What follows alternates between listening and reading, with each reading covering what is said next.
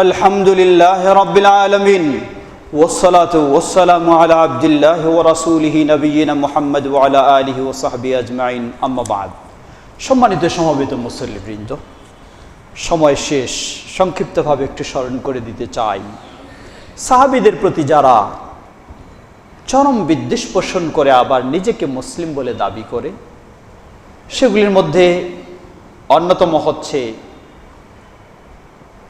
খারেজি। যারা সেই খারেজি ওই যুগে ছিল, এই যুগে আছে কি না আমরা বলবো, খারেজির চেতনা কখনো দূর হয়নি।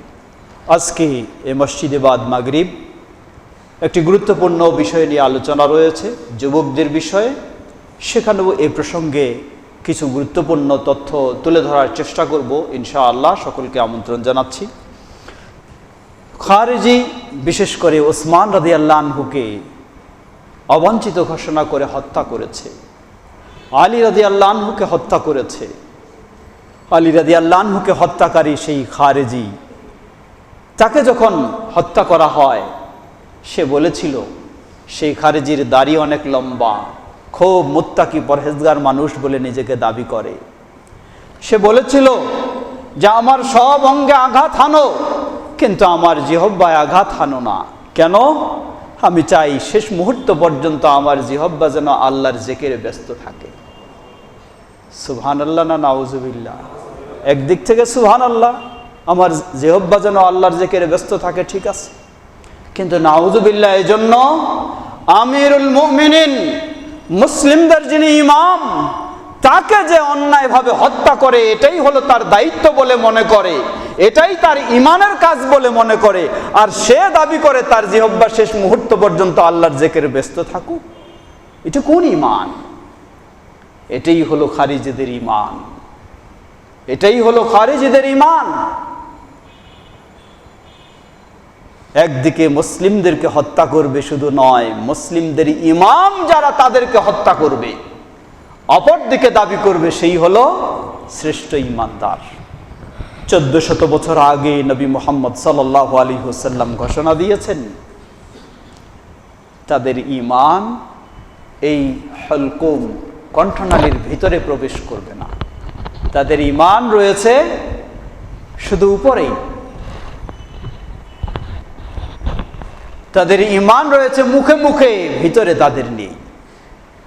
সম্মানিত সমবেত মুসল্লিবৃন্দ, সেই খারেজি তাদের আরেকটি দিক হলো, তাদের বিশ্বাস হলো কোনো ব্যক্তি যদি কবিরা গুনায় লিপ্ত হয়, সে আর মুমিন থাকতে পারে না, কাফের হয়ে যায়। এজন্য সাহাবায়ে কেরাম তারা মানুষ ছিলেন, তারা মাসুম নন, নবী রাসূলদের মতো নন, তাদের ভুল হওয়া অসম্ভব নয়। কোন সাহাবীর দ্বারা চুরিও হয়ে গেছে, আল্লাহ রাসূল সাল্লাল্লাহু আলাইহি ওয়াসাল্লাম শাস্তি দিয়েছেন, হাত কেটেছেন। কোন সাহাবী শয়তানের চক্রান্তে পড়ে জেনাবে বিচারে লিপ্ত হয়ে গেছেন, নবী সাল্লাল্লাহু আলাইহি ওয়াসাল্লাম আবার শাস্তি প্রয়োগ করে তার বিশাল মর্যাদারও ঘোষণা দিয়েছেন। কিন্তু তাদের দৃষ্টিকোণ থেকে এই ধরনের যে সাহাবীর ত্রুটি ঘটেছে, সবাই কাফের, কেউ মুসলমান না। নাউজুবিল্লাহ। এ হলো খারেজি চেতনা। দ্বিতীয় হলো রাফেজি, বরং রাফেজিটাই হলো এক নাম্বার। ইমাম ইবনে তাইমিয়া রাহিমাহুল্লাহ রাফেজির অবস্থান সম্পর্কে বলেন, রাফেজির অবস্থা হলো ইন্নাল মুহাজিরিনা ওয়াল আনসার, তারা বলে থাকে ইন্নাল মুহাজিরিনা ওয়াল আনসার কাতামু আন-নাস ওয়া বাদদালুদ-দীনা ওয়া গায়্যারুশ-শরীআ ওয়া যালামু ওয়াহতাজালু বাল ওয়া'তাদাউ বাল কাফারু ইল্লা নাফারান কালিলা। রাফেজি চরমপন্থী শিয়াদের আকীদা বিশ্বাস হলো ইন্নাল মুহাজিরিনা ওয়াল আনসার, ডাইরেক্ট সব মুহাজির সাহাবী, সব আনসার সাহাবী, কাতামু আন-নাস, তারা নবী সাল্লাল্লাহু আলাইহি ওয়াসাল্লাম আলী রাদিয়াল্লাহু আনহুকে খলিফা বানানোর জন্য যে ওসিয়ত করেছিলেন, সেটাকে গোপন করে রেখেছে।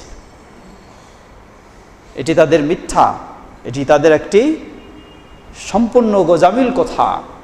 কারণ নবী সাল্লাল্লাহু আলাইহি ওয়াসাল্লাম তারপরে স্পষ্টভাবে কাউকে খলিফা ঘোষণা আবু বকর রাদিয়াল্লাহু আনহুকেও ঘোষণা দেন নাই, ইঙ্গিতসূচক কিছু প্রমাণ পাওয়া যায়। সেখানে আলী রাদিয়াল্লাহু আনহু তো অনেক দূরের বিষয়।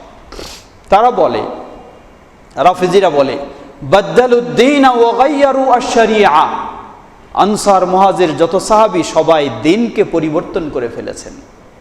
গায়্যারু আশ-শরিয়া, শরীয়তকে নাকি তারা বিকৃত করে ফেলেছেন। যালামু ওয়াতাদাউ, তারা জুলুম করেছেন, সীমা লঙ্ঘন করেছেন। বাল কাফফারু, বরং রাফিজি চরমপন্থী শিয়ারা সব সাহাবীকে কাফের বলে ফতোয়া দিয়ে থাকে। ইল্লা নাফারান কালিলা, মাত্র অল্প কয়েকজন 10-12 জন ব্যতীত। তাহলে আলী রাদিয়াল্লাহু আনহু, হাসান হোসেন রাদিয়াল্লাহু আনহু আর কয়েকজন ব্যতীত সব সাহাবীদেরকে তারা কাফের বলে থাকে। নাউযুবিল্লাহ। সুম্মা ইয়াকুলুনা ইন্না আবা বকরিন ওয়া উমারা ওয়া নাহবাহুমা মা যালা মুনাফিকিন, এবং তাদের আকীদা হলো, বিশ্বাস হলো যে আবু বকর, ওমর এবং আরো যারা রয়েছে তারা এখনো সারা জীবনটাই মুনাফিক হিসাবে তাদের জীবনটা গেছে। নাউযুবিল্লাহ।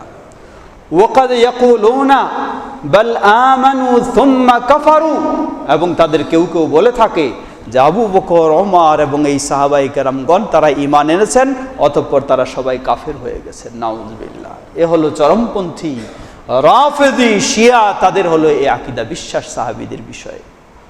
তো যারা আবু বকর রাদিয়াল্লাহু আনহুকে মুমিন বলবে না, ওমর রাদিয়াল্লাহু আনহুকে মুমিন বলবে না, আয়েশা রাদিয়াল্লাহু আনহাকে মুমিন বলবে না, তাদের কাছে মিথ্যা অপবাদ দেওয়া তো কোনো যায় আসে না। সম্মানিত সমবেত মুসল্লিবৃন্দ, সুতরাং আপনাকে সতর্ক হতে হবে। পর্দার আড়ালের মা ও বোনদেরকেও স্মরণ করে দিতে চাই, আমাদের দেশেও অনেকগুলি টিভি চ্যানেল রয়েছে যেগুলি হলো ওই শিয়াদের তৈরি করা টিভি চ্যানেল, যেখানে এই ধরনের অনেক কিছু ইসলামের নাম দিয়ে সিরিজ আপনাকে দেখানো হচ্ছে। সেগুলির ভিতরে কৌশলে কোন জায়গায় কি দেওয়া হচ্ছে সেটি আপনি বুঝবেন না। আপনি বাহ্যিকভাবে মনে করবেন যে খুব সুন্দর, তো গান বাজনা বাদ দিয়ে, ওই নর্তকীর নাচ বাদ দিয়ে তো আমাকে ইসলামী নাটক দেখাচ্ছে। কিন্তু দেখবেন যে এগুলির কৌশলেই আপনাকে সাহাবীদের প্রতি, নবী রাসূলদের প্রতিও বিদ্বেষী করে এবং তাদের প্রতি খারাপ ধারণা তৈরি সৃষ্টির একটি সুযোগ করে, এইভাবে কৌশল করে তারা এগুলি কাজ করে থাকে। সম্মানিত সমবেত মুসল্লিবৃন্দ, সময় দীর্ঘ হয়ে যাচ্ছে। তৃতীয় পর্যায়ে সাহাবায়ে কেরামদের বিষয়ে, যারা নিজেদেরকে ইসলামপন্থী বলে বা ইসলামের পক্ষে কাজ করছে বলে দাবি করে, অথচ সাহাবীদের মানহানি এবং সাহাবীদেরকে কলঙ্কিত করার ভূমিকা রেখে থাকে সব সময়, তাদেরকে আরবি ভাষায় বলা হয় আল মুস্তাশরিকুন। মুস্তাশরিকুন অর্থ হলো পাশ্চাত্যের কিছু মানুষ যারা প্রাচ্যের মুসলিম দেশগুলিকে নিয়ে গবেষণা করে। এদের কাজ হলো, আজকে সেই পাশ্চাত্যে দেখবেন, আমেরিকা, ইউরোপে দেখবেন তাদের ইউনিভার্সিটিগুলিতে ফ্যাকাল্টি রয়েছে ইসলামিক স্টাডিজ, সেখানে ইসলাম শিক্ষা দেওয়া হচ্ছে। আমাদের মুসলিম দেশগুলি থেকে মুসলিমদেরকে অনেক সুবিধা দিয়ে সেখানে পিএইচডি ডিগ্রি দেওয়া হচ্ছে। আহা, এতই ইসলাম দরদি তারা, সেখানে ইসলামিক স্টাডিজের ফ্যাকাল্টি খুলে সেখানে মুসলিমদেরকে নিয়ে যায় পিএইচডি ডিগ্রি দিবে ইসলামের জন্য। একটু ভাবতে হবে, কখনো নয়, এটি ইসলামের বিপক্ষে ব্যবহারের জন্য। কিভাবে এই মুসলিম দেশগুলিতে শীর্ষ গ্রহণযোগ্য ব্যক্তিদেরকে নিয়ে তার মাধ্যমে কিছু ভ্রান্ত জিনিস মুসলিম সমাজে ছড়িয়ে দেওয়া যাবে, এজন্য তাকে পিএইচডি ডিগ্রিও দেওয়া হয় এবং পিএইচডির গবেষণা করার সুযোগ দেওয়া হয় এবং তাকে বহু রকমের সুযোগ সুবিধা দেওয়া হয়, এবং এই গবেষণা চলছেই। এটি একটি গুরুত্বপূর্ণ দিক। সময় আমাদের নেই, না হলে বেশ কিছু দৃষ্টান্ত সহ বলার প্রয়োজন ছিল। প্রসিদ্ধ সাহাবী আবু হুরায়রা রাদিয়াল্লাহু তাআলা আনহু, যিনি সবচেয়ে বেশি হাদিস নবী সাল্লাল্লাহু আলাইহি সাল্লাম থেকে বর্ণনা করেছেন, এই সাহাবীকেও কিছু অপবাদ দিয়ে সেই ধরনের গবেষণা তৈরি করে পিএইচডি ডিগ্রি পর্যন্ত দেওয়া হয়েছে। কিন্তু যিনি এই গবেষণাটা করেছিলেন, আল্লাহ তাকে হেফাজত করেছেন তিনি যে বিষয়টি বুঝতে পেরে তাদের সেই গবেষণা প্রত্যাখ্যান করে তাদের ডিগ্রি তাদেরকে ছুঁড়ে মেরে তিনি সেগুলিকে বর্জন করেছেন। এ ধরনের অসংখ্য দৃষ্টান্ত রয়েছে।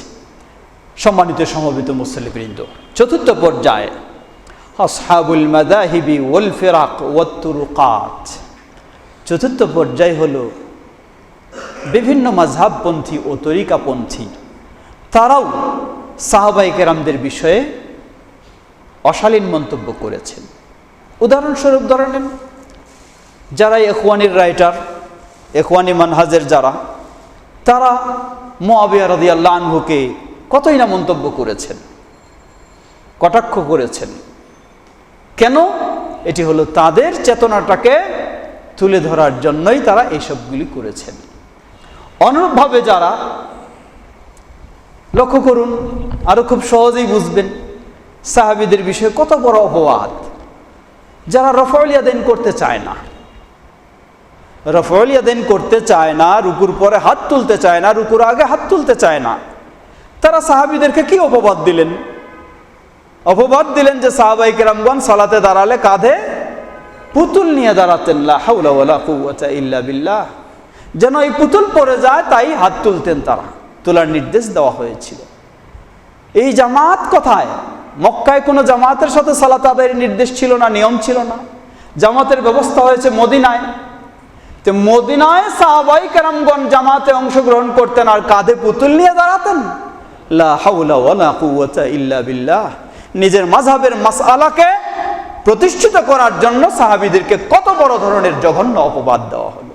একই অপবাদ আমিনের ক্ষেত্রে। তারা বলে কি, আমিন কেন বলতে হয় পিছনের মানুষদেরকে? বলে যে নবী সাল্লাল্লাহু আলাইহি ওয়াসাল্লামের পিছনে প্রথমে মানুষেরা দাঁড়াতো, কিন্তু ওই 4 রাকাত সালাত শেষ হতে হতে অনেকেই তারা ভেগে চলে যেতেন।